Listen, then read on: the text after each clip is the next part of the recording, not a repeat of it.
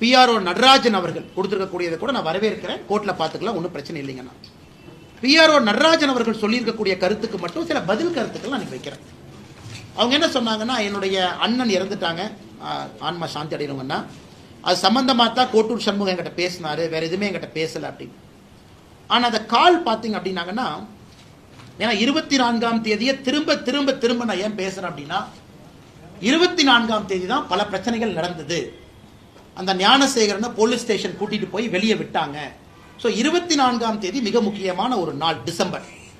அந்த 24ஆம் தேதி காலையில் இந்த கோட்டூர் சண்முகத்துக்கு வந்த முதல் காலே மா சுப்பிரமணியம் அவருடைய பிஏ துளசின்னு ஒருத்தர் இருக்கார், அவர் தான் கோட்டூர் சண்முகத்துக்கு பண்ண முதல் கால். அதன் பிறகு நிறைய விஷயங்கள் நடக்குது. சாயந்தரம் கோட்டூர் சண்முகமும் மா சுப்பிரமணியம் நேரடியாக பேசுறாங்க. இன்னைக்கு மா சுப்பிரமணியம் அவர்கள் சொல்லக்கூடிய கருத்து மிக மிக தவறு. அவங்க ஒரு போலீஸ் ஸ்டேஷனுக்கு அக்யூஸ்ட் போகும் பொழுது மேனிபுலேட் பண்றாங்க. உதாரணத்திற்கு ஞானசேகரன் போலீஸ் ஸ்டேஷன்ல இருந்து வெளியே வர்றார் டிசம்பர் 24, 8:32 மணிக்கு சாயந்தரம். ஏற்கனவே சொன்னதுதான், மா சுப்பிரமணியம் கோட்டூர் சுப்பிரமணியம் அவங்ககிட்ட பேசுறாங்க, கோட்டூர் சண்முகத்துக்கிட்ட. கோட்டூர் சண்முகம் அந்த கால் முடிச்ச உடனே பேசுற அடுத்த காலே அண்ணா யூனிவர்சிட்டி பிஆர்ஓ நடராஜன். 8:32 கோட்டூர் சண்முகம் மா சுப்பிரமணியம் பேசுறாங்க சாயந்தரம். அடுத்த கால் 8:33 கோட்டூர் சண்முகமும் அண்ணா யூனிவர்சிட்டி முன்னாள் பிஆர்ஓ நடராஜன் பேசுறாங்க. 8:34 கோட்டூர் சண்முகமும் ஞானசேகரனும் பேசுறாங்க. அதனால இதெல்லாம் தயாரா இருக்கு. இன்னாரும் என்ன நடத்திருக்கணும்னா, அந்த எஸ்ஐடி என்னைய சம்மன் பண்ணிருக்கணும். இந்த ஸ்பெஷல் இன்வெஸ்டிகேஷன் டீம் 3 அதிகாரிகள் அவங்க என்ன பண்ணிருக்காங்கன்னா, ஒரு பொதுமக்கள் ஒரு இன்ஃபர்மேஷனை கொடுக்குறோம், ஏன் நீங்க லேட்டா கொடுத்தீங்க அண்ணா, நான் நல்லா புரிஞ்சுக்கணும், இந்த பர்டிகுலர் கேஸ்ல சார்ஜ் ஷீட் உங்களுக்கும் தெரியாது எனக்கும் தெரியாது, இது வந்து க்ளோஸ்ட் சார்ஜ் ஷீட். கோர்ட்ல நடக்கக்கூடிய ட்ரையல் உங்களுக்கும் தெரியாது எனக்கும் தெரியாது. தீர்ப்பு வந்த பிறகுதான் இந்த பர்டிகுலர் சென்சிட்டிவ் கேஸ், எஃப்ஐஆரே மறைக்கப்பட வேண்டிய கேஸ், எஃப்ஐஆரே ஓபனா கொடுக்க முடியாது. தீர்ப்பு வந்த பிறகு 2 சைடுனுடைய லாயர்ஸ் என்ன சொல்றாங்களோ அதை வச்சுதான் நமக்கு தெரியும், ஓ என்ன எவிடன்ஸ் வைக்கிறாங்க என்ன எவிடன்ஸ் வைக்கல.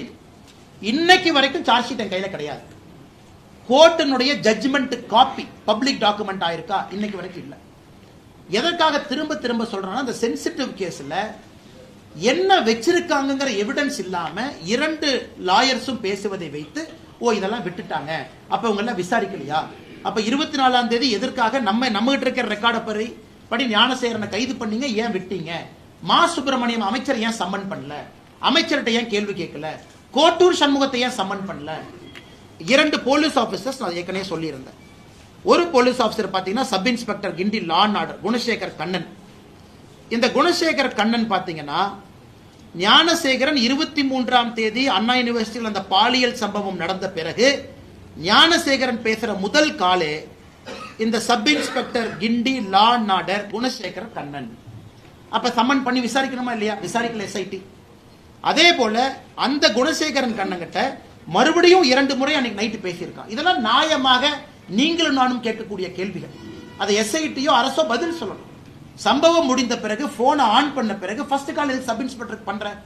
அதே போல 24ஆம் தேதி போலீஸ் ஸ்டேஷனுக்கு போகும் பொழுது அப்போ ஒரு சப் இன்ஸ்பெக்டர் கோட்டூர்புரத்தினுடைய சப் இன்ஸ்பெக்டர் கோவர்தன், கோட்டூர்புரத்தினுடைய சப் இன்ஸ்பெக்டர் கோவர்தன் தொடர்ச்சியாக 24ஆம் தேதி அந்த ஸ்டேஷனுடைய சப் இன்ஸ்பெக்டர் கோட்டூர் சண்முகத்துக்கிட்ட எதுக்கு பேசணும், 25ஆம் தேதி ஏன் பேசணும்.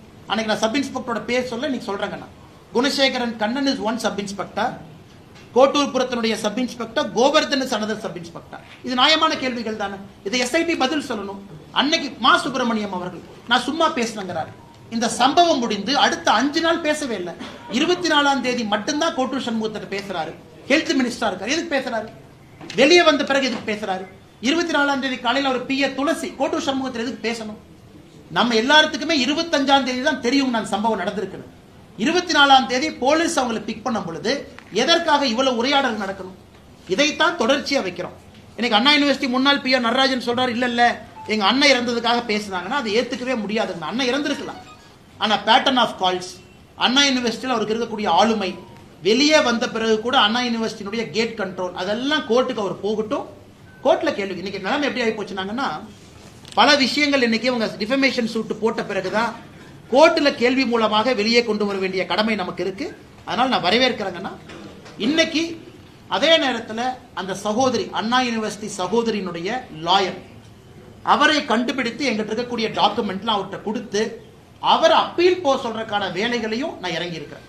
அதாவது அண்ணா யூனிவர்சிட்டி இந்த பாலியல் குற்றத்தில் விக்டிமாக இருக்கக்கூடிய சகோதரியினுடைய லாயர் அவர் சொன்னார், எனக்கும் சமாதானம் இல்லை, நான் அடுத்து போகணும் அப்படின்னு. அதனால நம்மகிட்ட இருக்கக்கூடிய எவிடன்ஸ் எல்லாம் கொடுத்து நீங்க போங்க, இதை வச்சு இன்னும் போங்க, வேற சிபிஐ கேளுங்க. சிபிஐ வந்து முழுதாக இதை செக் பண்ணட்டும், யாரையாச்சும் விட்டுருக்காங்களா, கோட்டை விட்டுருக்காங்களா. இன்னொன்னு நான் சொல்றேன், நான் இன்னைக்கு பத்திரிகை நண்பர்கிட்ட சொல்றேன், நான் எஸ்ஐடியை சேலஞ்ச் பண்றேங்கண்ணா. நீங்க ஞானசேகரன் கைப்பற்றப்பட்ட மொபைல் போன்ல என்னை பொறுத்தவரை ஞானசேகரனுடைய மொபைல் போன்ல வேற வீடியோவும் இருந்துச்சு. அந்த விக்டிமை ட்ரேஸ் பண்றதுக்கு எஸ்ஐடி முயற்சி எடுக்கல. அந்த வீடியோவில் இருக்கக்கூடிய பெண்மணி யார் முயற்சி எடுக்கல. அவங்களா கேஸ் கொடுத்தா எடுத்துக்கலாம். ஒரு கேஸ் கொடுத்தாங்க, மே 14ஆம் தேதி ஒரு கேஸ் கொடுத்தாங்க, 2 கேஸ் கொடுத்தாங்க, இதை மட்டும் இன்வெஸ்டிகேட் பண்ணுவோம். ஞானசேகரனுடைய மொபைல் போன் தமிழ்நாட்டினுடைய ஃபொரன்சிக் லேபுக்கு போயிட்டு வந்த பிறகு அந்த போன்ல வேற வீடியோஸ் இருந்துச்சு. அப்ப எஸ்ஐடி முயற்சி எடுத்து அந்த பெண் யார் அப்படிங்கிற ட்ரேஸ் பண்ணி அவங்க கிட்ட கம்ப்ளைண்ட் வாங்க வேண்டிய பொறுப்பு எஸ்ஐடிக்கு இருக்கு. அதை செய்யல. அதனால எஸ்ஐடி என்னைய சம்மன் பண்ணிட்டு நான் பேசுறேன், ஐ எம் ரெடி. எப்படி சொன்னீங்க? எஸ்ஐடி அதிகாரி சம்மன் பண்ணிட்டு எஸ்ஐடி ஆஃபீஸுக்கு போறேன், இந்த அடிப்படையில் சொன்னேன். அந்த வீடியோவை ஏன் நீங்க வந்து ஃபாலோ அப் பண்ணி அவங்ககிட்ட ஒரு கம்ப்ளைண்ட் வாங்கல, அதையே மறைச்சிங்க. அதனால எஸ்ஐடி இந்த பிரச்சனையை பொறுத்தவரை, கோர்ட்டை பொறுத்த வரைக்கும் கோர்ட்டு கிட்ட நீங்க கொடுக்குற எவிடன்ஸ் வச்சு தான் கோர்ட்டு பேசுவாங்க. கோர்ட்டுக்கு எல்லா எவிடன்ஸும் கொடுக்க மாட்டாங்க. கோர்ட்டு கிட்ட 24ஆம் தேதி சிடிஆர் கோர்ட்டுக்கு எப்படி தெரியுங்கன்னா, கோர்ட்டுக்கு எப்படி தெரியும் 24ஆம் தேதி வந்து ஞானசேகரனை கைது பண்ணி நைட்டு விட்டாங்கன்னு கோர்ட்டுக்கு எப்படி தெரியும்?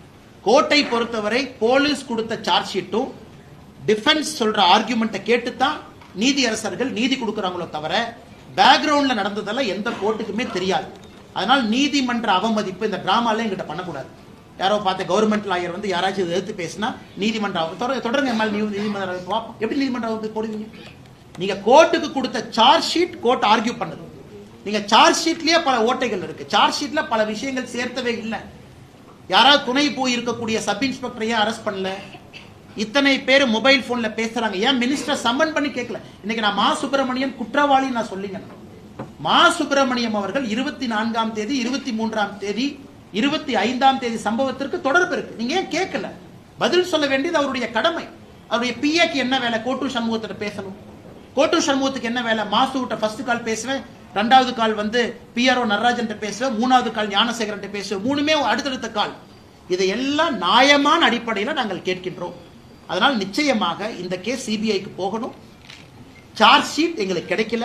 இது வந்து ஒரு சீக்ரெட்டிவ் ப்ராசஸ். இது எஃப்ஐஆர் கூட சீக்ரெட்டா தான் வச்சிருந்தாங்க, லீக் ஆயிருச்சு. அதனால் தொடர்ந்து இந்த போராட்டம் இருக்கும். வேறு யாரு டிஃபமேஷன் சூட் போட்டாலும் தயவு செஞ்சு போடுங்க, அதெல்லாம் பார்த்துக்கலாம், ஒன்றும் பிரச்சனை இல்லை. அதனால் அந்த பாதிக்கப்பட்ட சகோதரியினுடைய லாயர் அவங்க கிட்ட அந்த டாக்குமெண்ட்டை கொடுத்து அவர் அப்பீல் பண்ண சொல்றதுக்கான வேலைகளில் தனிப்பட்ட முறையில் நான் இறங்கி இருக்கின்றேன்.